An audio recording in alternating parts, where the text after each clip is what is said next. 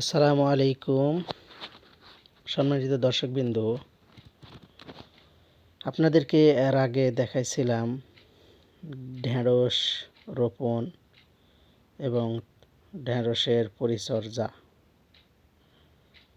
তো আজকে আমি আপনাদেরকে দেখাতে যাচ্ছি যে আসলে পরিশ্রম হচ্ছে সাফল্যের মূল কাঠি। পরিশ্রম মানুষকে সাফল্যের শীর্ষ পর্যায়ে নিয়ে যায়, এটা চিরসত্য কথা। তো দেখেন, সেই ঢেঁড়স গাছ প্রায় ফুল এসে গেছে সব গাছে। তো প্রচুর আগাছা জমছিল, সেগুলো পরিষ্কার করে দিয়ে কিছু রাসায়নিক প্রয়োগ করব, সেজন্য আসলাম। এসে দেখছি গাছগুলি অত্যন্ত খরায়ে অত্যন্ত খারাপ অবস্থা হয়ে গেছে। তো মনে করলাম কিছু পানি দেওয়ার ব্যবস্থা করা যায় কিনা।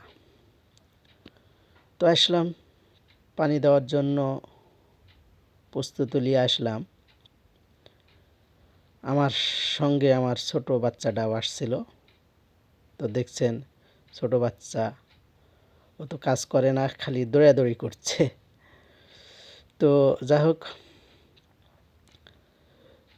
ছোট ছোট 2 বালতি, পাশেই পুকুর, মোটর মেশিন সেট না করেই আমি মনে করলাম দেখি বালতি দিয়ে পানি দেওয়া যায় কিনা। চেষ্টা করলাম, দেখা যাচ্ছে আল্লাহ রহমতে শেষের পথেই। তো পানি দিয়ে দিলাম শেষে, সব গাছগুলোতেই পানি দিয়ে দিলাম এবং গাছগুলি আল্লাহর রহমতে ফুল ফল দেওয়া শুরু করবে আশাবাদী। তো সম্মানিত দর্শকবৃন্দ, আমি যে কথাটা বলতে চাচ্ছিলাম সেটা হচ্ছে,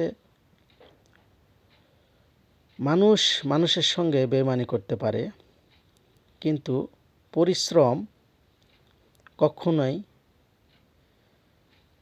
বেইমানি করে না।